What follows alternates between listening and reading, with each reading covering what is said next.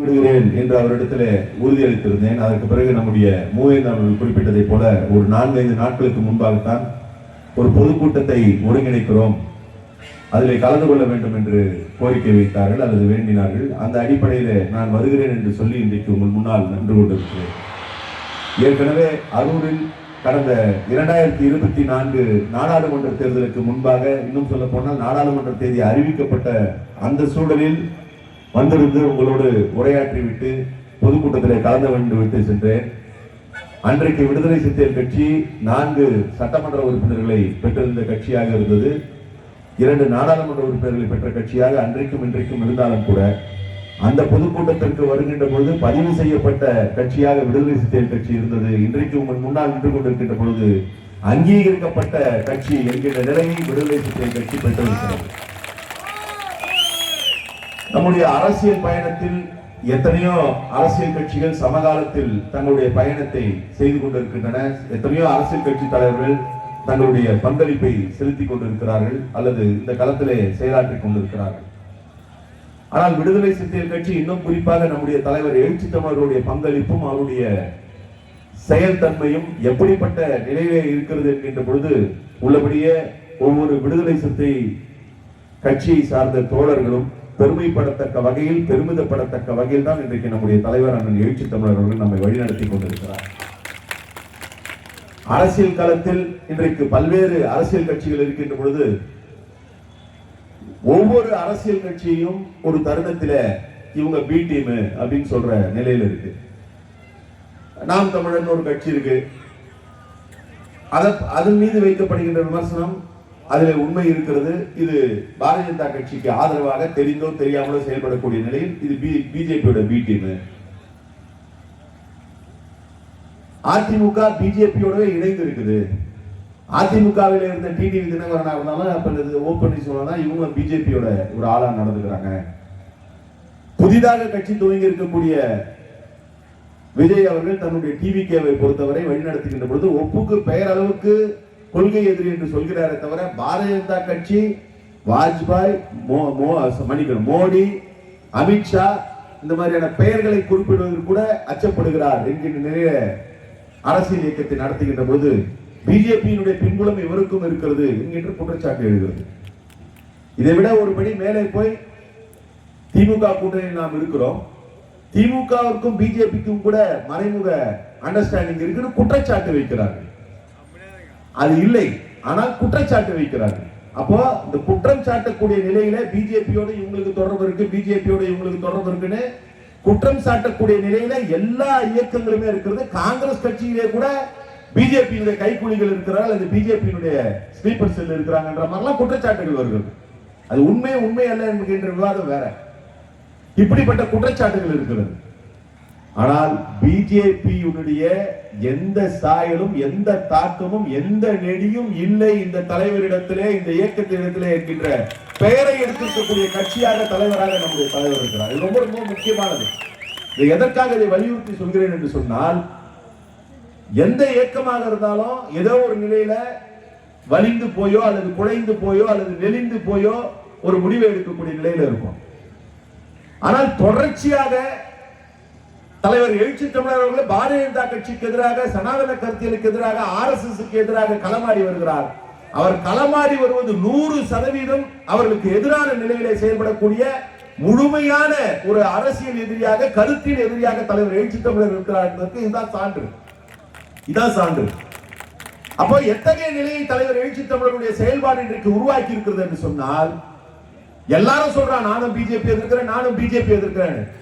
அப்ப மக்கள் யார் உண்மையிலேயே பிஜேபி எதிர்க்கிறார்கள், எந்த அணி உண்மையிலேயே பிஜேபி எதிர்க்கிறது எப்படி கண்டுபிடிக்கிறது? ரொம்ப எளிது. எந்த இடத்துல தலைவர் எழுச்சி தமிழர் இருக்கிறாரோ அந்த கூட்டணி தான் முழுமையாக பாரதிய ஜனதா கட்சிக்கு எதிரான கூட்டணி. அந்த கூட்டணி தான் புரட்சியாளர் அம்பேத்கருடைய கூட்டணி. அந்த கூட்டணி தான் ஜனநாயக கூட்டணி. இந்த நிலைமைக்கு கட்சியை, இந்த நிலைமைக்கு ஒரு அமைப்பை இட்டு சென்றிருக்கிறார் தலைவர் எழுச்சி தமிழர் என்று சொன்னால், அவர் கடைபிடிக்கிற அரசியல் தலித் அரசியல் என்பதை நீங்கள் புரிந்து கொள்ள வேண்டும். தலித் அரசியல் என்பது சாதி அரசியல் அல்ல. சாதியை மறுக்கக்கூடிய, சாதியை வெறுக்கக்கூடிய, சாதியை வேறறுக்கக்கூடிய அரசியல் புரட்சியாளர் அம்பேத்கர் முன்னெடுத்த அரசியல் தான் தலித் அரசியல். அந்த தலித் அரசியல் தலைமை நாட்டுவோம் என்றுதான் நாம் சொல்கிறோம்.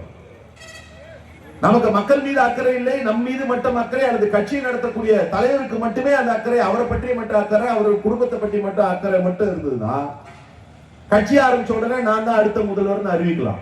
நாம இன்னைக்கு கூட வந்து என்ன தலைப்பு வைத்திருக்கிறோம் என்று சொன்னா, இது நான் முன்வைத்த தலைப்பு அல்ல, தலைவர் எழுச்சி தமிழுடைய முழக்கம். தலித் அரசியல் தலைமை நாட்டுவோம், நாட்டை தலைகீழாய் புரட்ட தோழமை போற்றுவோம். இப்ப தலித் அரசியல் என்பது சாதி மறுப்பு அரசியல். இன்னும் குறிப்பாக சொல்ல வேண்டும் என்று சொன்னால், அரசமைப்பு சட்டத்திலே முகப்புறையிலே என்ன வலியுறுத்தப்பட்டிருக்கிறதோ அதிலே குறிப்பிடப்பட்டிருக்கக்கூடிய அந்த 3 முக்கிய பண்புக்கூறுகள், லிபர்ட்டி, ஈக்வாலிட்டி, ஃப்ரெட்டர்னிட்டி என்று சொல்லக்கூடிய சுதந்திரம், சமத்துவம், சகோதரத்துவம், இந்த 3ஐ வலியுறுத்தக்கூடிய ஒரு கோட்பாட்டு, அந்த 3ஐ வலியுறுத்தக்கூடிய அரசியல் தான் தலித் அரசியல். அந்த தலித் அரசியலை முன்னெடுப்போம், அந்த தலித் அரசியலை இந்த மண்ணிலே நாட்டுவோம் என்பதுதான் அதற்கான பொருள். அரசியல் அரங்கம், தமிழ்நாட்டினுடைய அரசியல் அரங்கம் எப்படி இருக்கு பாருங்க. இங்க பேசும்போது நம்முடைய தோழர் குறிப்பிட்டார், விடுதலை சிறுத்தைகள் கட்சியை எந்த கூட்டணியாக இருந்தாலும் இங்க வாங்க இங்க வாங்க இங்க வாங்கன்னு கூப்பிடுறாங்க. இப்போ ஒரு சிலர் இருக்கிறாங்க, எங்க போனாலும் நீங்க வேணாம் நீங்க வேணாம் நீங்க வேணாம் நீங்க போயிடுங்கன்றாங்க. என்னதான் பெரிய மனுஷனா இருந்தாலும் வயசான ஆளா இருந்தாலும் நீங்க வேணாம். இதுல ஒரு விஷயம் உங்களுக்கு நினைவுபடுத்த விரும்புறேன். தர்மபுரியில் இருக்கக்கூடியவங்க, கிருஷ்ணகிரியில் இருக்கக்கூடியவர்கள், அல்லது இந்த பகுதியில் இருக்கக்கூடியவங்களுக்கு தெரியும். இந்த பெரிய மனுஷன் ஒரு 5-6 வருஷம் முன்னாடி பேசுறாரு. அந்த கொடியை பார்த்தாலே அது ஒரு இருக்கு. டேய், உன் நிலைமை என்ன இன்னைக்கு அவங்களே ஆளை விட்டு பேசுறாங்க. பெத்த புள்ள மாதிரி, நீ பெத்த புள்ள தருதல உனக்கு குறைச்சி விட்ட பிறகுதான உனக்கு அந்த புத்தி வருது. எப்ப வருது உனக்கு? நீ ஒன்னும் சொல்ல வேணாம், தலைவரை பத்தி நீ சொல்ல வேணாம். தமிழ்நாட்டு மக்களுக்கு தெரியும், இந்திய நாட்டு மக்களுக்கு தெரியும், அவரை போன்று ஒருவரை பிள்ளையாக பெறுவதற்கு எத்தனை ஜென்மம் தவறு எடுத்தாலும் கிடைக்காது. அதெல்லாம் வாய்ப்பே இல்லை. என்ன நிலைமை? ஏன் அவர்களுக்கு அத்தகைய சூழல் வந்தது? நாம தலித் அரசியல் தலைமை நாட்டுவோம் சொல்றது சாதி மறுப்பு அரசியல். சாதிய அரசியலை முன்னெடுத்தவருடைய நிலை இன்றைக்கு எவ்வளவு பரிதாபகரமானதாக இருக்கிறது. இதெல்லாம் வந்து இவ்வளவு விரைவில் வரும்னு என்னை போன்றவர்கள் கூட நான் நினைக்கல. இவ்வளவு சீக்கிரம் அவங்களுக்கு இந்த மாதிரியான ஒரு நிலை வரும் என்பதை நம்மால் நினைத்து கூட பார்க்க முடியவில்லை. அதிலும் கூட இப்ப கூட பாத்தீங்கன்னா, தலைவர் எழுச்சி தமிழருடைய அரசியல் ஆளுமை, அவருடைய பண்பு, இது வந்து எந்த காலத்திலையும் அரசியல் செய்யக்கூடியவர்கள் கற்றுக்கொள்ள வேண்டியது. இன்னைக்கு பல தருதலைங்க அரசியல் வந்துட்டான். தலைவரா வந்துட்டா, தலைவருக்கு பக்கத்துல போய் நிக்கிறவனா வரா, தருதலைங்க வரா, எதையாவது வித்துட்டு இருந்தவன், லாட்டரி வித்தவன், இல்ல சும்மா ஏதாவது டிக்கெட் வித்தவன், என்ன அடிப்படை இருக்கு? அம்பேத்கர் படத்தை வந்து கையில வச்சுக்கிட்டா அவன் அம்பேத்கர்வாதி ஆயிடுவானா? எப்படி ஆக முடியும்? நான் பேட்டி கொடுக்கும் போதெல்லாம் அம்பேத்கர் படத்தையும் அம்பேத்கர் சிலையை வச்சுட்டா அம்பேத்கர்வாதி ஆயிடுவானா? எப்படி முடியும்? அது உள்ளத்துல இருக்கணும், உன் உணர்வுல இருக்கணும், உன் அறிவுல இருக்கணும். அது இருந்தாதான், உன் அறிவுலையும் உன்னோட மனதிலையும் என்ன இருக்குன்னா அழுக்கா இருக்கக்கூடிய சாதிய உணர்வு இருக்கின்ற பொழுது எப்படி வந்து உங்களுக்கு அம்பேத்கர் வருவார்? வாய்ப்பே கிடையாது. அப்போ இன்றைக்கு தலைவர் எழுச்சி தமிழுடைய அரசியல் எந்த நிலைக்கு இட்டு சென்று இருக்கிறது? அவர் வந்து நான் சொன்ன அந்த குறிப்பிட்ட பெரியவர் வந்து இந்த கட்சி இந்த கூட்டணியில் வருவாரா அப்படின்னு கேட்கிறாங்க. அப்ப ரொம்ப அழகா சொல்றாரு, நாங்க எடுத்திருக்க முடிவு இப்ப இருக்கிற முடிவுல. இது எதுக்கு அவர் அழுத்த நிறுத்தமா சொல்றாருன்னா, உங்களை மாதிரிலாம் நினைச்ச நேரத்துக்கு உங்க பிரச்சனைக்காக எல்லாம் வந்து அரசியல் முடிவு எடுக்கிற தரம் தாழ்ந்த 3ஆம் தர தலைவர் இல்ல தலைவர் எழுச்சி தமிழர். ஒரு கொள்கை, ஒரு கோட்பாடு, ஒரு கருத்தியல்னா அவர் அரசியல் கட்சி ஆரம்பிப்பதற்காக முன்னாடி இல்ல, அரசியல் அமைப்பை வழி நடத்துவதற்கு முன்பு இல்ல, அவர் படிக்கும் பொழுது என்ன அரசியலை பண்ணாரோ அந்த அரசியல் தான் இன்னைக்கு பேசுறாரு. அன்றைக்கு என்ன ஈழ அரசியலை பேசினாரோ அதான் பேசுறாரு. அன்றைக்கு என்ன தமிழ் தேசிய அரசியல் பேசினாரோ அதான் பேசுறாரு.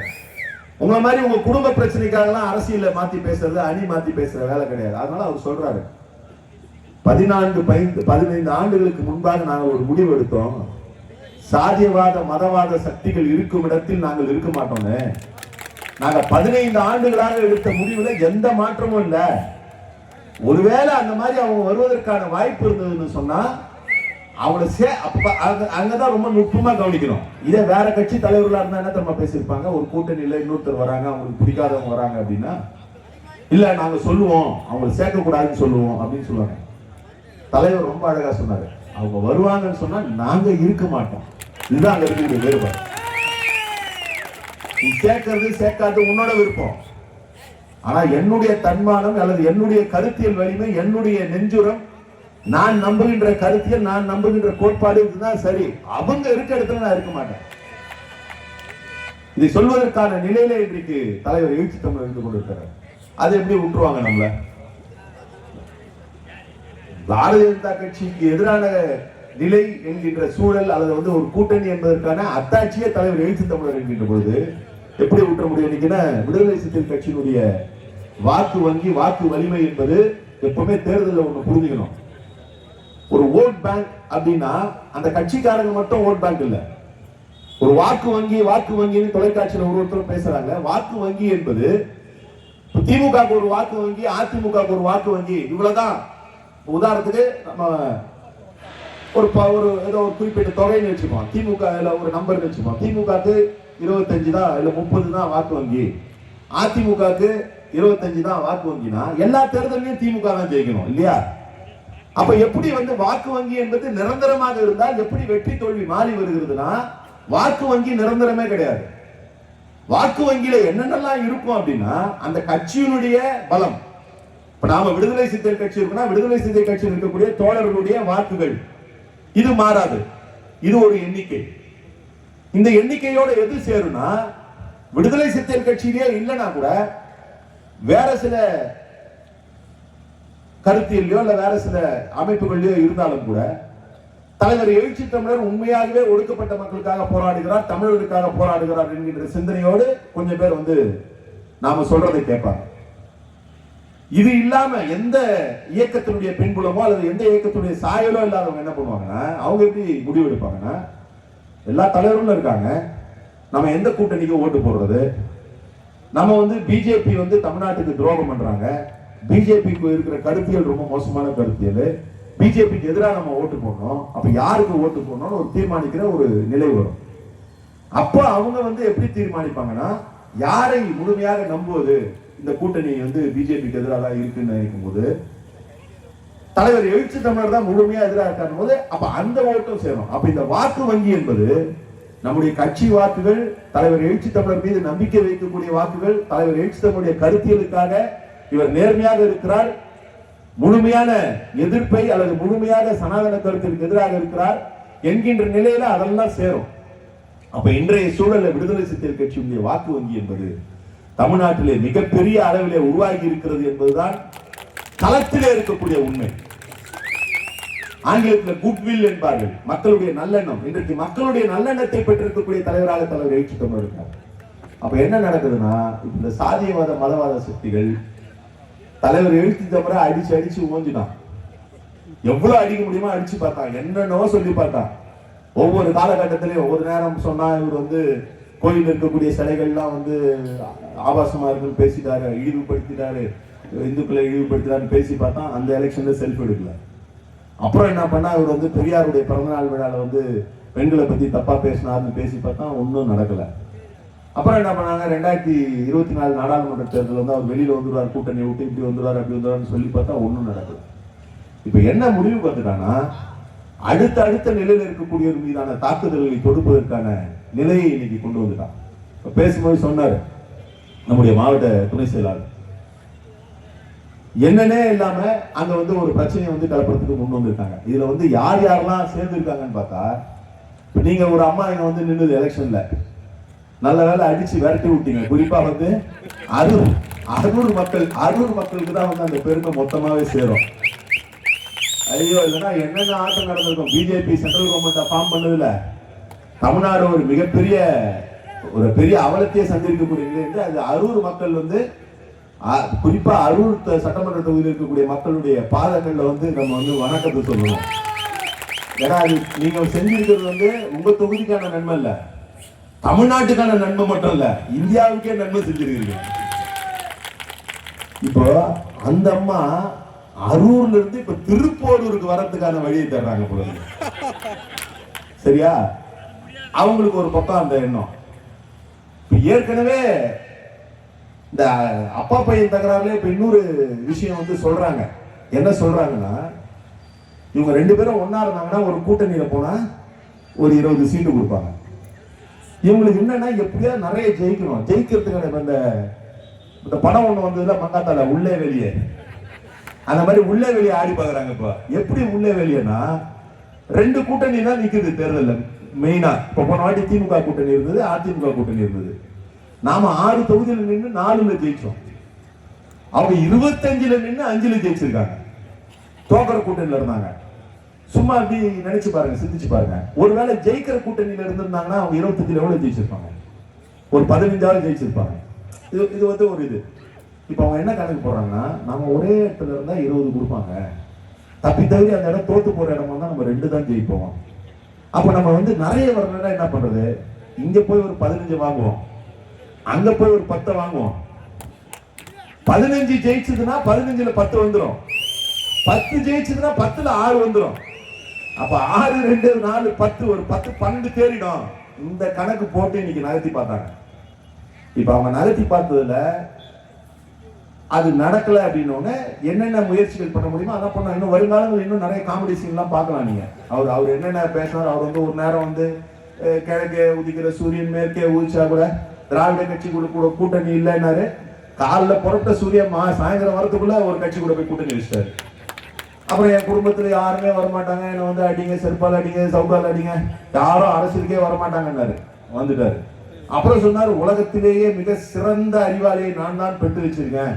அவர் வந்து இங்க நினைச்சாருன்னா கூட ட்ரம்புக்கு பேசுவாரு, கிளின்டனுக்கு பேசுவாரு, அப்புறம் அவருக்கு பேசுவாரு, இவருக்கு. இங்க இருக்கிற உள்ளூர்ல இருக்கிற எவங்கிட்டையும் பேச மாட்டாரு, எல்லாம் வெளியூர்ல இருக்கவங்கிட்ட தான் பேசுவாரு. அவர் வந்து மாற்றம் முன்னேற்றம் எல்லாம் கொடுப்பாரு அப்படின்னாரு. இப்ப என்ன சொல்றாரு? ஐயோ, நான் இருந்து இப்படி ஒரு பிள்ளைய பெற்றுட்டேன். இதுவும் அவருதான். நம்ம எதுவுமே சொல்லங்க, நாம வந்து அவரை பத்தி எதுவுமே பேசல.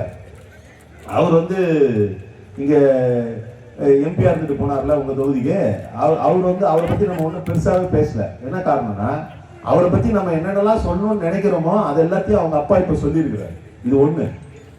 இன்னொன்னு, அவரு கூட பேசும்போது என்ன பண்ணுவாருன்னா, முதல்ல என்ன சொன்னாருன்னா, ஒரு நேரம் எடப்பாடி பழனிசாமி மண்ணு டயர் நக்குவாரு அப்படின்னாரு. சரி, ரைட்டு.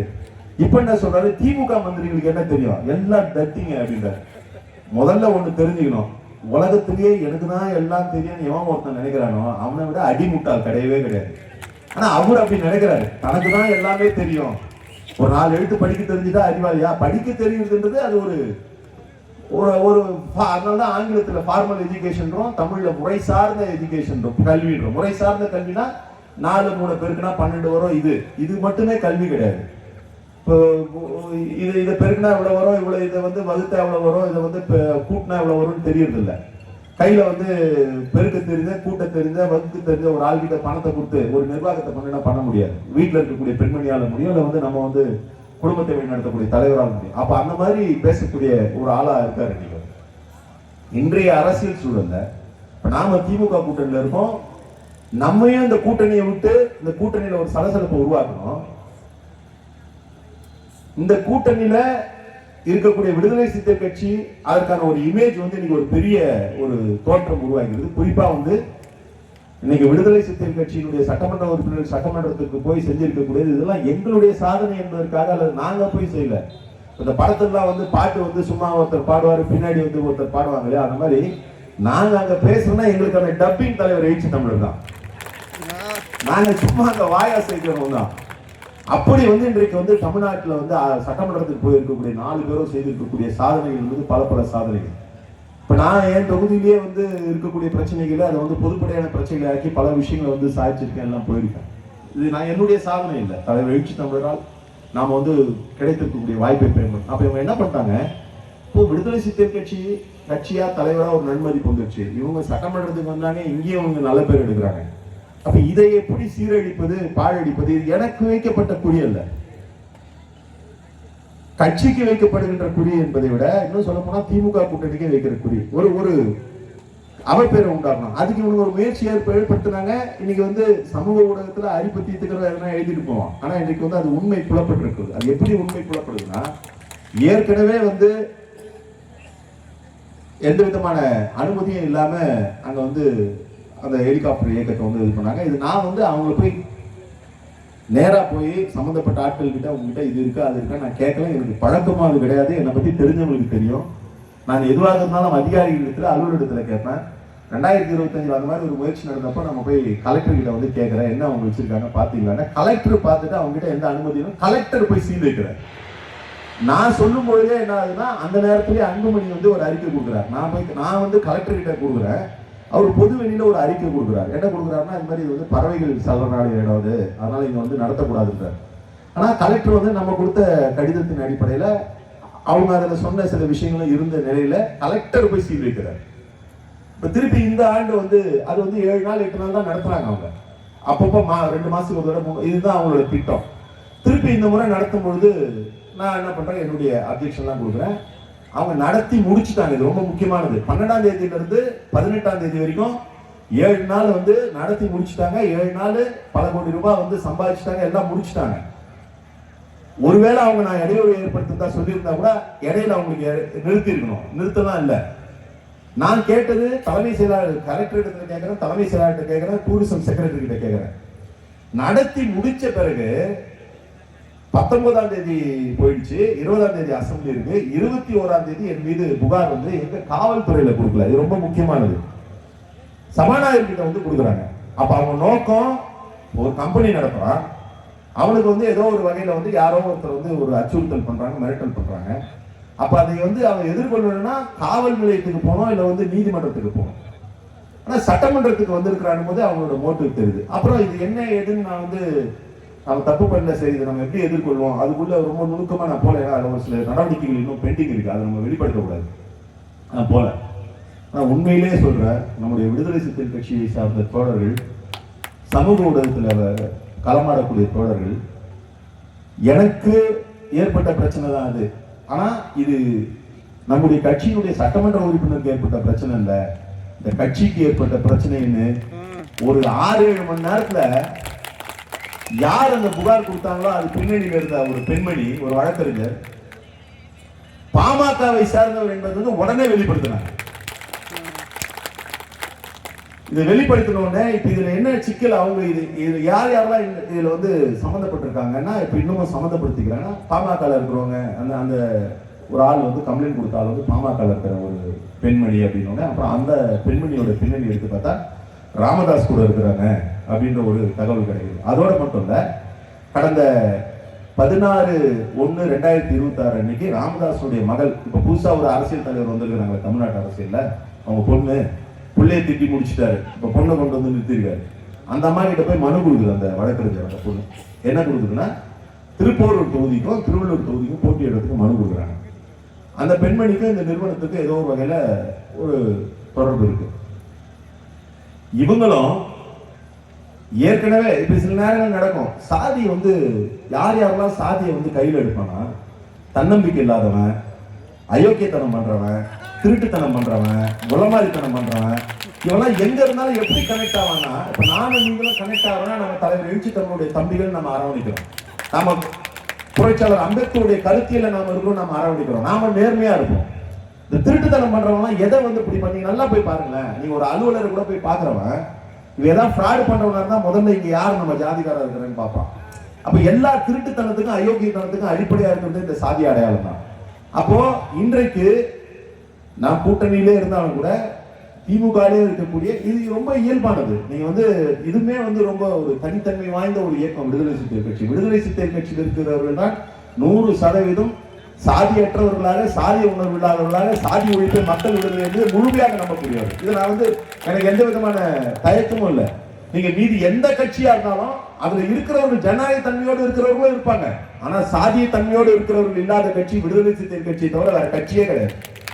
இது எல்லா கட்சியிலுமே சாதிய தன்மையோடு தான் இருப்பாங்க. திமுகவா இருக்கலாம், அதிமுக இருக்கலாம், காங்கிரஸா இருக்கலாம், நேற்றுக்கு தொடங்கின டிவிகேவா இருக்கலாம், எந்த கட்சியா இருந்தாலும் அந்த கட்சியில இருக்கக்கூடியவர்கள் நான் நல்லா புரிஞ்சுக்கணும். அந்த கட்சியில இருக்கிறவங்க எல்லாரும் சொல்ல நான் அந்த கட்சிகள் இருக்கக்கூடியவர்கள் கட்சியில இருக்கக்கூடியவர்கள் ஜனநாயக தன்மையோடு இருக்கிறவங்களும் இருப்பாங்க, ஆனா சாதியவாத தன்மையோடு இருக்கவங்க இருப்பாங்க. ஆனா விடுதலை சிறுத்தைகள் கட்சி 100% சாதியற்ற தன்மையோடு சாதியத்தை வேறறுப்போம் என்கின்ற கருத்தியலோடு கொள்கையோடு இருக்கக்கூடிய ஒரு கட்சி.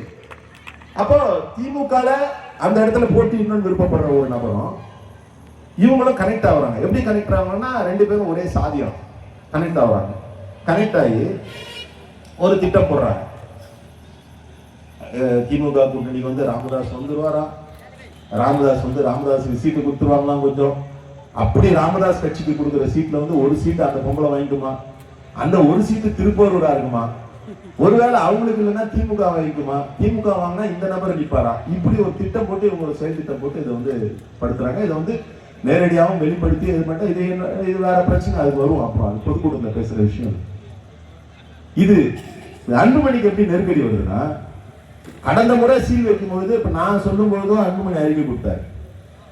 இப்ப இந்த முறை அன்புமணி சைலண்ட் ஆனவங்க எல்லாருக்கும் ஒரு டவுட் வருது. இது ஒன்றும் பெரிய விஷயம் இல்லைல்ல, இது பொட்டி பார்ட்டி தானே அதெல்லாம். அதனால வந்து உண்மையிலேயே பொட்டி வாங்கிட்டாங்க. அவருக்கு என்ன பிரச்சனைனா இப்ப அவங்க அடுத்த கட்டத்துக்கு வராங்க. யார்? அன்புமணி அடுத்த கட்டத்துக்கு வராரு. என்ன கட்டத்துக்கு வராருன்னா, உங்களுக்கு ஒரு உண்மையை சொல்றேன். இப்ப திருப்பூரூர் வந்து ஆங்கிலத்தில் சொன்னது மோஸ்ட் வாண்டட்னுவாங்க. ரொம்ப எல்லாருமே விரும்புற இடம் மாதிரி ஆயிடுச்சு. அதுல வேற காரணங்கள் இருக்கு, நாம அதெல்லாம் பயன்படுத்தல.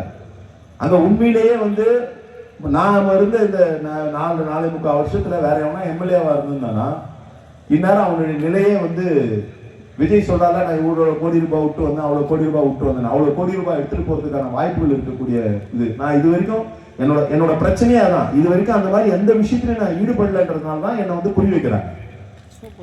இது வரைக்கும் நான் அதை பண்ணலன்றதுனால என்ன புரிய வைக்கிறாங்க. நான் செஞ்சிருந்தேன்னா என்ன யாரும் புரிய வச்சிருக்க மாட்டாங்க.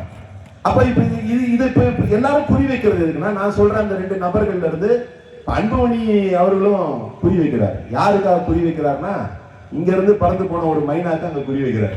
சௌமியாக்கு அந்த தொகுதியை புரிய வைக்கிறார்.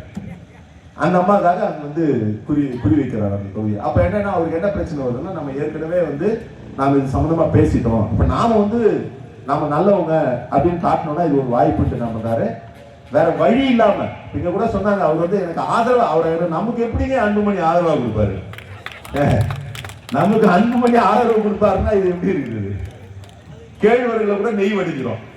அன்புமணி எப்படி கொடுப்பாரு, அவர் கொடுக்கல, இயற்கை அவரை கொடுக்க வச்சிருச்சு.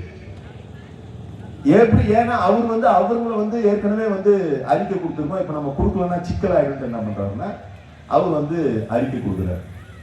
இப்ப அறிக்கை கொடுத்தவொடனே சரி நான் வந்து அது நடத்தக்கூடாதுன்னு தடுக்கிறதுக்கு பணம் கேட்டேன். இப்ப நான் கேட்டேன்னா கேட்கலையான்றது வந்து நான் கேட்க மாட்டேன்றது வந்து உண்மையிலேயே நம்பக்கூடியவர்கள் என் தொகுதி மக்கள் எல்லாரும் நம்புறாங்க. இந்த 2 நாள் எனக்கு வந்த தகவல்கள் எல்லாமே வந்து என்னன்னா, நீங்க இது மாதிரிலாம் இருக்கீங்கன்றதுனால உங்களை வந்து டார்கெட் பண்றாங்கன்ட்டு தான் எல்லாருமே மெசேஜ் போட்டாங்க. அது பிரச்சனை கிடையாது. ஆனா அன்புமணி எப்படின்னு எல்லாருக்கும் தெரியும். இப்ப அவர் சைலண்டா இருந்தாருன்னா அவர் வந்து ஏதோ இருக்குன்றதுனால அவர் வந்து கொடுத்து என்ன பண்றாரு, இல்ல எனக்கும் இது இல்லைன்ற மாதிரி பண்ணாரு. அப்ப நான் என்னென்ன குற்றச்சாட்டு சொன்னனோ அவருக்கு முன்னாடியே சொல்லியிருக்கேன். நான் அதை வந்து அவர் வந்து குற்றச்சாட்டா சொல்லிட்டு இருக்காரு, அதுக்கு எதிராக வந்து புறப்பட்டிருக்காரு. அவர் கட்டாயத்தினால வந்து இருக்கிறாரு. நாம் வந்து கடமையினால் செய்திருக்கிறோம், நாம் ஏற்றுக்கொண்ட கருத்தியலால் செய்திருக்கிறோம், தலைவர் எழுச்சி நம்மளுடைய தம்பி என்பதனால் செய்திருக்கிறேன். ஆனா அவங்க வந்து கட்டாயத்தினால செய்யறாங்க. அந்த கட்டாயத்தினால செய்யும் போது என்னன்னா, இப்போ வந்து இது விமர்சனமா வச்சவங்களுக்கு கூட உடஞ்சி போகுது. என்ன உடஞ்சி போகுதுன்னா, இவர் சொன்னதுக்காக வந்து அந்த கம்பெனிக்காரன் வந்து இப்படி சொல்றான். இப்போ அதே தானே அன்புமணி சொல்றாரு. அப்போ ஒண்ணு இது வந்து உண்மையா இருக்கணும் அப்படின்றது வந்து ஒரு அதுக்கு ஒரு தெளிவு கிடைச்சு. இப்ப என்ன பண்றாங்கன்னா பிஜேபி காரங்க அவங்களே ஒரு வெப்சைட் வச்சிருக்காங்க, ஒரு சோசியல் மீடியால ஒரு தளம் வச்சிருக்காங்க. அதுல வந்து எல்லா திமுக இருக்கக்கூடியவங்க, நம்ம கட்சி, நம்ம தலைவரை பற்றி எல்லாரை பற்றியும் வந்து தவறான செய்திகளை அவன் வந்து காய்ப்பா போட மாட்டான். அங்கதான் 2 விஷயம் இருக்கு. சமூக ஊடகத்துல ஒரு சில பதிவு எப்படி வரும்னா, நம்மளை வந்து ரொம்ப கொச்சைப்படுத்தி போடுவாங்க. கொச்சைப்படுத்தி போடுற பதிவுகள் வந்து ஒரு பக்கம், இன்னொன்னு வந்து பொய்ய உண்மை மாதிரி வந்து போடுவாங்க. திடீர்னு ஒரு நாள் போடுவான், நாளை காலை விடுதலை சிறுத்தைகள் கட்சி திமுக கூட்டணி விட்டு வெளியேறுகிறது அப்படின்னு போடுவான். இந்த மாதிரி இருக்கு. ஒரு 4-5 தளம் வச்சிருக்காங்க அவங்க பிஜேபி காரங்க. இப்போ பிஜேபிக்கு என்ன இன்ட்ரெஸ்ட் அப்படின்னா, நம்மளை வந்து ஒழிக்கணும்ன்றதுல வந்து பிஜேபியோட நாட்டில் வேற எவனும் இன்ட்ரெஸ்ட் காட்ட மாட்டாங்க நமக்கு தெரியும். ஆனா குறிப்பா இந்த தொகுதினா பிஜேபி இந்த தொகுதியை கேட்கிறான். அவன் அவங்க கட்சியில ஒரு முக்கியமான ஆளு கேட்கறாங்க தொகுதியை. அப்ப பிஜேபியில் இருக்கக்கூடிய அந்த வலைதளத்தை என்ன பண்றாங்கன்னா, இன்னைக்கு வந்து ஒரு செய்தி போடுறான். தொழில்துறையை சார்ந்தவர்கள்லாம் போய் முதலமைச்சர் போய் பார்த்து சொன்னாங்களாம், இந்த மாதிரி வந்து அவருக்கு வந்து அங்க வந்து சீட்டு கொடுக்க கூடாது அப்படின்னு சொன்னாங்க. இதையும் வந்து என்ன பண்றாங்கன்னா, நான் சொன்ன அந்த சாதிய கண்ணோட்டத்தோடு இருக்கக்கூடியவர்கள் 1-2 பேர் திமுக இருக்கவங்க கூட வந்து இதை வந்து எடுத்து அவனோட ஐடியிலேயே போட்டு பரப்புறான். இதெல்லாம் வந்து என்ன நடக்கும்ன்றது நான் சொல்றேன். மறுபடியும் அடுத்த தேர்தல் முடிஞ்சு இதே இடத்துல வந்து நான் சட்டமன்ற உறுப்பினர் நிற்பேன். இது என் மேல இருக்க நம்பிக்கை இல்ல, தலைவர் எழுச்சி தமிழர் மீது இருக்கக்கூடிய நம்பிக்கை, புரட்சியாளர் அம்பேத்கருடைய கருத்தியல் மீது இருக்கக்கூடிய நம்பிக்கை. அப்படி இல்லை, அப்படியே எனக்கு இல்லைன்னா அதை முடிவு செய்யக்கூடியது வந்து இவனுக்கு யாரும் கிடையாது. அது முடிவு செய்யக்கூடியது என்னுடைய தலைவர் அண்ணன் எழுச்சி தமிழர் தான் முடிவு செய்யும். அவர் தான் முடிவு செய்வார்கள். அவருக்கு மட்டும்தான் இருக்கு. நீ போற வர நாய் குலைச்செல்லாம் வந்து விடியாது. எதுக்கு சொல்றேன்னா, எப்படி அதான் இப்படி எல்லாம் வந்து சூழ்ச்சி பண்ணி இப்ப ஒரு வாதத்துக்காக என்ன பண்ணுவோம்னா, இப்படி ஒரு கரையை வந்து நம்ம மேல போடுறது. அவங்களுக்கு என்ன பொறுத்து கொள்ள முடியலன்னா, நாம வந்து திருப்பூர்ல நின்று வெற்றி பெறும்போது என்ன பரப்பப்பட்டதுன்னா, விடுதலை சித்த கட்சி வந்து இங்க எம்எல்ஏ ஆயிட்டாங்க, இனிமே அவ்வளவுதான், இந்த தொகுதி இப்படி ஆயிடும் அப்படி ஆயிடும் நானுங்க. ஆனால் நான் பெருமைக்காக சொல்லவில்லை. கிட்டத்தட்ட 20 ஆண்டுகளாக வராத முன்னேற்றம் இன்றைக்கு திருப்பூர் சட்டமன்ற தொகுதியில வந்து இருக்கிறது. இதை வந்து நேர்மையாக தமிழ்நாட்டில் வந்து நான் வந்து ஒரு சவாலாவே சொல்லுவேன். வனத்துறை பகுதியில் இருக்கக்கூடிய சாலைகள், காப்புக்காடு பகுதியில் இருக்கக்கூடிய சாலைகள் 12-13 ஆண்டுகளாக போடப்படாமல் இருந்த சாலைகள் எப்படி போட வேண்டும் என்கின்ற வழிமுறையை தெரியாமல், அதற்கான முன்னெடுப்பை எடுக்காமல், அரசிடம் உரிய முறையில கேட்க தெரியாமல், சட்டமன்றத்தில் உரிய முறையில கோரிக்கை வைக்க தெரியாமல், இது எல்லாமே தேங்கி கிடந்தது. என்னுடைய சட்டமன்ற தொகுதி மட்டுமல்ல, இன்றைக்கு தமிழ்நாடு முழுவதும் இருக்கக்கூடிய வனத்துறை காப்புக்காடுகள் பகுதியில் இருக்கக்கூடிய சாலைகள் இன்றைக்கு செப்பனிடப்பட்டிருக்கிறது, சரி செய்யப்பட்டிருக்கிறது என்று சொன்னால் அது விடுதலை சிறுத்தைகள் கட்சியுடைய சாதனை என்பதை நீங்க புரிஞ்சுக்கணும். ஆண்டாண்டு காலமா வந்து அரசு புறம்போக்கு நிலங்கள்ல வசித்துக் கொண்டிருந்தாங்க. சென்னையை சுற்றி இருக்கக்கூடிய பகுதிகளில், சென்னையுடைய மைய பகுதியில இருந்து 25 மைல் தூரத்திற்கு வந்து பட்டா கொடுக்க கூடாது, பெல்ட் ஏரியான்னு போட்டு வச்சிருந்தாங்க. எப்ப போட்ட பெல்ட் ஏரியா? 1962 போட்ட ஜீவோ. நடுவில் எப்படி நீங்க பட்டா கொடுத்தீங்க? இந்த ஜீவோவை சஸ்பெண்ட் பண்ணி பட்டா கொடுத்தோம். இப்ப ஏன் கொடுக்க மாட்டீங்க? 15 வருஷமா அந்த ஜீவோவை சஸ்பெண்ட் பண்ணாம இதுக்கு பட்டா கொடுக்காம இருக்குனாங்க. நான் பேசுறதுன்னா ஏதோ 3ஆம் தர 4ஆம் தர பேச்சாளர் இருக்க மோடி மஸ்தான் இந்த காட்டுறவங்க பேசுற மாதிரிலாம் பேசல. இதெல்லாம் சட்டமன்றத்தில் பேசி பதிவு செய்திருக்கிறேன். வருவாய்த்துறை மானிய கோரிக்கையில பேசினேன். 1962 போட்ட ஜீவோவை இன்னமும் இந்த அரசு எப்படி வந்து நீங்க கடைபிடிக்கிறீங்க? அன்னைக்கு இருந்த நிலவியல் என்ன, இன்னைக்கு இருந்த நிலவியல் அன்னைக்கு ஒரே மாவட்டமா இருந்தது செங்கல்பட்டு, இன்னைக்கு 4 மாவட்டமா பிரிஞ்சு இருக்கு. இன்னைக்கு எவ்வளவு மாற்றங்கள் ஏற்பட்டிருக்கு. ஒரே தாலுகா இன்னைக்கு சைதாப்பேட்டை தாலுகா, இன்னைக்கு 6 தாலுகா இருக்கு சைதாப்பேட்டை தாலுகா. இவ்வளவு நடந்திருக்கிறது. மக்களுக்கு பட்டா கொடுக்காம எப்படி இருக்க முடியும்? பட்டா கொடுக்கணும்னு பேசின உடனே அதற்கு பிறகு கிட்டத்தட்ட 1.5 ஆண்டு காலம் அது தொடர்பான நடவடிக்கைகளை முன்னெடுத்து உறுதியாக அதுல வந்து திமுக சேர்ந்த அமைச்சர், குறிப்பாக அந்த மாவட்டத்துடைய அமைச்சருடைய பங்களிப்பு இருந்தது, அதெல்லாம் மறுக்க முடியாது. ஆனா இதற்கான முனைப்பை, இதற்கான முன்னெடுப்பை நாம எடுத்ததனுடைய விளைவு, அரசு கேபினெட் கூட்டம் போட்டு இன்றைக்கு வந்து கிட்டத்தட்ட பல லட்சம் பட்டா கொடுத்திருக்கிறோம். திமுக சாதனையாக சொல்லப்படுகிறது. அது சாதனை தான். ஆனால் அந்த சாதனை உருவாவதற்கு காரணம் விடுதலை சிறுத்தைகள் கட்சி போட்ட வித்து. அது தலைவர் எழுச்சி தமிழுடைய உழைப்பினால் வந்து வந்து நீங்க ப்ரூவ் பண்ணணும். அதுதான் இங்க இருக்கக்கூடிய கிளைம். அவங்க கொடுத்தாங்க பட்டா உண்மை. ஆனா அந்த பட்டா கொடுப்பதற்கான அந்த அடிப்படையை வித்து ஓங்கி வளர்ந்து பெருசா தெரியுது மரம். அதுல வரக்கூடிய கனிகளையும் வந்து காய்களையும் நம்ம பார்க்கிறோம். ஆனால் அவ்வளவு பெரிய மரம் கிளம்பி இருக்கிறது ஒரு சின்ன வித்து தான். அந்த வித்துக்கு தான் பவர், அந்த விதைக்கு தான் அந்த ஒட்டுமொத்தமாக அதற்கான பெருமையை சேரணும். அந்த வித்தை விதைத்தது விடுதலை சிறுத்தைகள் கட்சி. இன்னைக்கு அவங்க டிஎம்கேல கிளைம் பண்றாங்க, அரசு கிளைம் பண்றாங்க. உண்மையிலே பெரிய சாதனை, பல லட்சம் பேருக்கு பட்டா கொடுத்தது.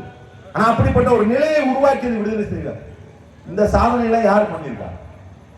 அப்போ இப்படி வந்து பார்க்கணும்னா தலைவர் எழுச்சி தமிழ்கிட்ட உங்களுடைய கட்சியை சார்ந்தவர்கள் வந்து சட்டமன்றத்தில் நீங்க எடுத்து பாருங்க. இந்த 4.5 வருஷத்தை எடுத்து பாருங்க. விடுதலை சிறுத்தைகள் கட்சியை சார்ந்த சட்டமன்ற உறுப்பினர்கள் பேசியதை விட வேற யார் பேசியிருக்காங்க அந்த சட்டமன்றத்தில்? கிடைத்த நேரங்களில், கிடைத்த வாய்ப்புகளில் எத்தனை கோரிக்கைகளை வைத்திருக்கிறோம், எவ்வளவு விஷயங்கள் வந்து பேசியிருக்கோம், எவ்வளவு சாதனைகள் செய்திருக்கிறோம். அப்ப இதெல்லாம் உறுத்தலாகுது. இதெல்லாம் எங்க இருந்து வந்தது? இப்படிப்பட்ட செயல்பாடுகளை முன்னெடுப்பதுதான் தலித் அரசியல். தலித் அரசியல் என்பது சாதி அரசியல் அல்ல, சாதிக்கும் அரசியல், மக்களுக்காக சாதிக்கும் அரசியல். அப்ப இன்றைக்கு ரொம்ப எளிதா வந்து பிஜேபியோ இன்னைக்கு திமுக கூட்டணி இருக்கவங்களும் ஒரு விஷயத்தை தொடர்ந்து பண்ணுவதுக்கு தான் அவங்க வருவாங்க. இன்னும் அதிகரிக்கும், இன்னும் நாட்பட அதிகரிக்கும். அவங்க குறி மொத்தமா எங்க இருக்குன்னா விடுதலை சிறுத்தைகள் கட்சி மேல, தலைவர் எழுச்சி தமிழர் மேலதான் இருக்கும். ஏன்னா ஒரு அச்சாணி போன்று இந்த கூட்டணியில் இருக்கக்கூடிய நம்முடைய கட்சி, நம்முடைய தலைவர் தான். அதை புடிச்சு உருவிட்டா மொத்தம் கலகலத்துறோம்னு அவங்க பாக்குறாங்க. ஆனா தலைவர் எழுச்சி தமிழர் எத்தனையோ நிர்வாக ரீதியான மாறுபட்ட நிலைப்பாடுகள் இருக்கிறது. திமுகவோட நமக்கு நிர்வாக ரீதியாக அவங்க ஒரு சில நடவடிக்கைகள் எடுக்கிறாங்க, நமக்கு அதுல மாறுபட்ட நிலை இருக்கிறது. சில விஷயங்கள் இன்னும் முன்னெடுக்க வேண்டும் என்கின்ற கோரிக்கைகள் இருக்கிறது. இதெல்லாம் இருந்தாலும் கூட அது நாம பேசி தீர்த்துக்கலாம். ஆனா ஏன் அந்த கூட்டணிக்கான ஆதரவை தொடர்ந்து கொண்டு இருக்கிறோம், அல்லது ஏன் அந்த கூட்டணியில் இருக்கிறோம்னா, இங்க இருக்கக்கூடிய அரசியல்ல பாரதிய ஜனதா கட்சி அரசியலை நுழைய விட்டுட்டோம் அப்படின்னா நாம இருக்கக்கூடிய கொஞ்ச நெஞ்ச உரிமைகளும் இழந்து விடக்கூடிய நிலை வரும். திருப்பி நாம பின்னாடி போகக்கூடிய ஒரு நிலை வரும் என்பதற்காகத்தான் நாம் உறுதியோடு இந்த கூட்டணியில் இருக்கோம். இன்றைக்கு இந்த கூட்டணியில உறுதியோடு இருக்கிறோம். இந்த கூட்டணி உறுதியாக இருப்பதற்கும் விடுதலை சிறுத்தைகள் கட்சி தான் காரணம். அதான் அங்க இருக்கிறது ரொம்ப முக்கியமானது. கூட்டணியில் நாம உறுதியோட இருக்கின்றது இல்ல, அந்த கூட்டணி இன்றைக்கு உறுதியோடு இருக்கிறது என்று சொன்னால் அதற்கு விடுதலை சிறுத்தைகள் கட்சி தான். அதான் அதுல இருக்கக்கூடிய அடிப்படையான நிலை. இன்னைக்கு கூட்டணி எல்லாம் ஒன்னொன்னா செட் ஆயிட்டு வருது. அதிமுக கூட்டணி வலுவடைஞ்சுச்சுன்னா ஏற்கனவே இருந்தவங்க வெளில போனாங்க, திருப்பி உள்ள வந்திருக்காங்க. ஓ பன்னீர்செல்வமும் எடப்பாடி பழனிசாமி ஒன்னாதான் இருந்தாங்க 2021. ஓ பன்னீர்செல்வம் வெளில போனா இப்ப நாளைக்கு வந்துருவாருன்றாங்க. தினகரன் வெளியில இருந்தார், உள்ள வந்துட்டாரு.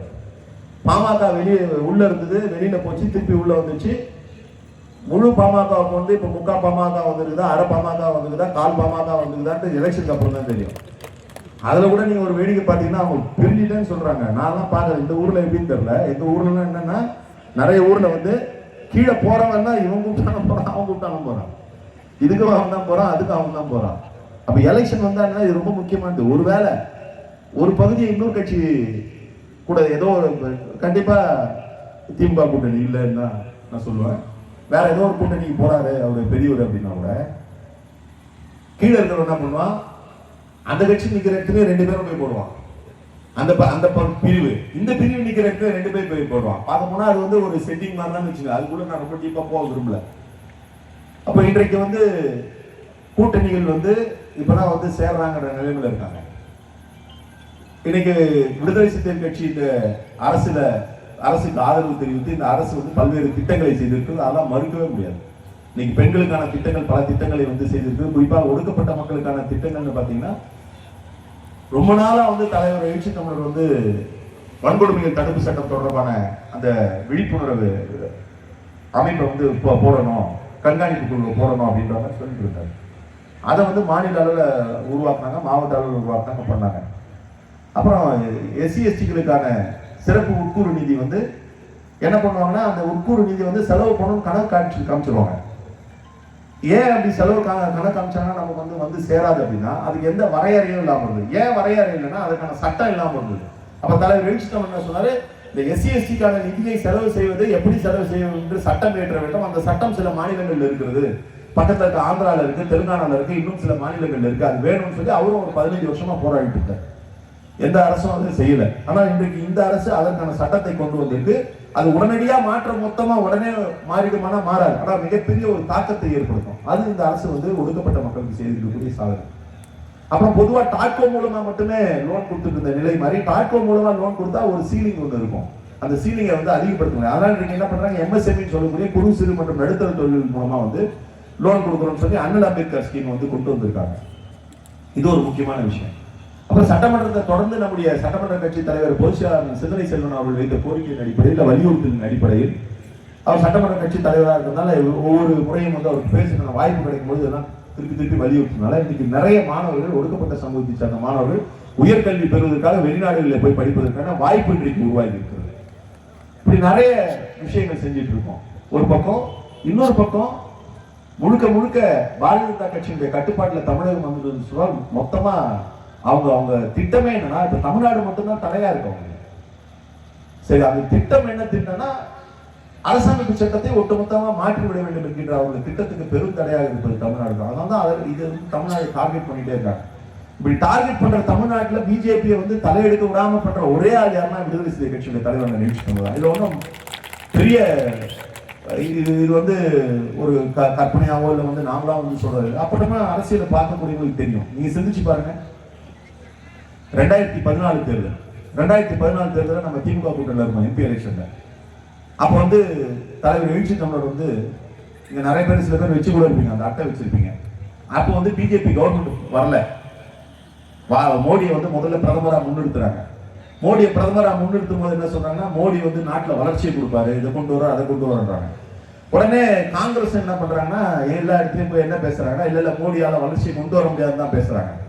எல்லாரும் எதை சொல்றாங்களோ அதுக்கு எதிர்வாதத்தை வச்சுட்டு வந்தாங்க. ஆனா தலைவர் எழுச்சி தமிழர் மட்டும் தான் ரொம்ப நுணுக்கமா பார்த்து என்ன சொன்னாங்கன்னா, வளர்ச்சியெல்லாம் விடுங்க, இவன் வந்தானா வந்து பெரிய ஆபத்து, இவன் வந்தானா சிறுபான்மைக்கு ஆபத்து, இவன் வந்தானா ஒடுக்கப்பட்ட மக்களுக்கு ஆபத்து, இவன் வந்தானா பிற்படுத்தப்பட்ட மக்களுக்கு ஆபத்து, இவன் வந்தானா அரசமைப்பு சட்டத்துக்கு ஆபத்து, இவன் வந்தானா ஒட்டுமொத்தமா நாட்டுக்கே ஆபத்துனாரு. எப்போ 2014 சொன்னாரு. அவன் வந்துட்டான். வந்த உடனே உங்களுக்கு யாருக்கும் தெரியல. 2014 தலைவர் சொன்னதை எதிர்கட்சிங்க 2019 தான் சொல்றான், இவன் வந்து அரசமைப்பு சட்டத்துக்கு எதிரானவன். இது 2014 இவன் வரத்துக்கு முன்னாடியே சொன்ன வருவாங்க தலைவர் அண்ணன் எழுச்சி தமிழர். அப்ப நீங்க யாரும் மூச்சிக்கல. உடனே என்ன 2014 சட்டமன்ற தேர்தல், இது நாடாளுமன்ற தேர்தல். அப்ப அந்த நாடாளுமன்ற தேர்தலில் தான் பிஜேபி தமிழ்நாட்டில் வந்து 3வது அணியா நின்று 2 MP ஜெயிச்சான் இங்க உட்பட. எப்ப 2014 2014 3வது அணியிலே 2 MP ஜெயிச்ச பாரதிய ஜனதா கட்சிக்கு இன்னைக்கு தமிழ்நாட்டில் எத்தனை MP இருக்காங்க? ஏடிஎம்கே கூட சேர்ந்து ஒன்றும் வரல. 2 போன தேர்தல் வரல, இந்த தேர்தல் திருப்பி 3வது அணி வரல. அப்ப 2019 என்ன பண்றாரு, இது சரிப்பட்டு வராது, இவங்களை எப்படி நிறுத்தி ஆகணும் தமிழ்நாட்டில் பிஜேபியை. அப்ப பிஜேபி என்ன பண்றாங்க, அதிமுகவோட கூட்டணி வைக்கிறாங்க. அப்ப இன்னும் வந்து வாய்ப்பு அதிகப்படுத்துறான் பிஜேபி. எப்படி வாய்ப்பு அதிகப்படுத்துறாங்கன்னா, 3வது அணியா நின்று 2 இடம் வந்தவன் பெரிய கட்சியா இருக்கக்கூடிய அதிமுக கூட சேர்ந்தானா நிறைய வரதுக்கான வாய்ப்பு இருக்குது. ஆனா அந்த வாய்ப்பை மொத்தமா காலி பண்ணது நம்முடைய தலைவர் எழுச்சி தமிழர். உடனே என்ன பண்ணாரு, மத சார்பற்ற கூட்டணியை வந்து உருவாக்குறதுக்கான எல்லா முனைப்பையும் காட்டினாரு. அவர் தான் அதற்கான எல்லா முனைப்பையும் காட்டினாருன்னு நாம சொல்ல. அன்றைக்கு வந்து கம்யூனிஸ்ட் கட்சியோட முதுபெரும் தலைவர் ஐயா நல்லக்கண்ணு சொன்னாரு, எழுச்சி தமிழர் தான் அந்த கூட்டணியை உருவாச்சு. 2019 என்னாச்சு, தமிழ்நாட்டில் ஒரு தொகுதியை தவிர தேனியை தவிர மீது எல்லாத்தையும் அடிச்சு தொடச்சி எரிஞ்சோம் பிஜேபி கூட்டணியை. ரைட். இப்ப அடுத்த கட்டத்துக்கு போறாரு தலைவர். தமிழ்நாட்டில் உன்னை தொடச்சிட்டோம், உன்னை இந்தியா அளவில் உன்னை காலி பண்ண என்ன பண்றது. 2019 அப்புறம் என்ன பண்றாருன்னா, 2024 நடுவில் இந்தியா முழுவதும் பல்வேறு மாநிலங்களில் பல்வேறு தலைவர்களை போய் சந்திக்கிறார். பிஜேபி அல்லாத தலைவர்களை போய் சந்திக்கிறார். அந்த தலைவர்களிடத்துல வந்து தனிப்பட்ட முறையில பேசுறாரு. என்ன பேசுறாருன்னா, நீங்க நினைக்கிற மாதிரி பிஜேபி அரசியல் கட்சி இல்ல, பிஜேபியுடைய ஆபத்து இதெல்லாம் பேச பேச பேச கல்லும் கரைன்ற மாதிரி அடிக்கடிக்கு அம்மிய நகர்ன்ற மாதிரி இவரோட கருத்துக்கள் ஒன்னொன்னும் சரியா இருக்கும்போது அவங்க எல்லாம் ஒரு மனமாற்றம் போது. அப்ப அவர் என்ன சொல்றாரு, நாடு முழுவதும் இருக்கக்கூடிய கட்சிகள் வந்து ஒண்ணு சேரணும், பிஜேபிக்கு எதிராக ஒண்ணு சேரணும். அப்ப அவர் சொல்லும் பொழுது ஒரு முறை வந்து நம்ம சித்தராமையா கூட வந்து கூப்பிட்டு வந்து விருது கொடுப்போம், அம்பேத்கர் விருது. அப்ப என்ன சொன்னாங்கன்னா, காங்கிரஸ் கட்சி எதிர்கட்சிகள் ஒண்ணு சேர்ந்தா யார் பிரதமர். அப்ப தலைவர் எழுச்சி அழகா சொன்னாரு, இங்க ஒரு பிரதமர் இல்ல பல பிரதமர்கள் இருக்காங்க, எல்லாருக்குமா அந்த தகுதி இருக்கு, அதனால நீங்க அதை பத்தி கவலைப்படுறாங்க. அப்ப இவங்களாம் சேருவாங்க, எல்லாரும் கேள்வி எழுப்பினாங்க. காங்கிரஸோட வந்து மம்தா எப்படி சேருவாங்க, காங்கிரஸோட கெஜ்ரிவால் எப்படி சேருவாரு, காங்கிரஸோட கம்யூனிஸ்ட் எப்படி சேருவாரு, காங்கிரஸோட சரத்பவார் எப்படி சேருவாரு, இதெல்லாம் நடக்குமா நடக்காது அப்படின்னு சொன்னாங்க. ஆனா தலைவர் எழுச்சி தமிழர் வைத்த நம்பிக்கை, அவர் போட்ட ஒரு விதை, அவருடைய உழைப்பு, அவருடைய முயற்சி இங்கே அப்படியே அதை செஞ்சுட்டு இருக்கும்போது இங்க நம்முடைய கூட்டணியுடைய தலைவராக இருக்கக்கூடிய திமுக தலைவர், ஏன்னா தமிழ்நாட்டில் வந்து பெரிய கட்சியா இருக்கக்கூடிய கட்சி. இப்ப நாம வந்து லீடு எடுக்கணும்னா யார் லீடு எடுக்கணும், அப்ப அவங்க லீடு எடுத்தாதான் அது நடக்கும். அப்ப அவரிடத்திலையும் பேசி அவருக்கும் அதன் மீது நம்பிக்கை வந்து அப்ப என்ன பண்ணா, இந்திய அளவுல இந்தியாவில் ஒரு கூட்டணி உருவாவதற்கான முனைப்பை வந்து ஏற்படுத்துகிறது.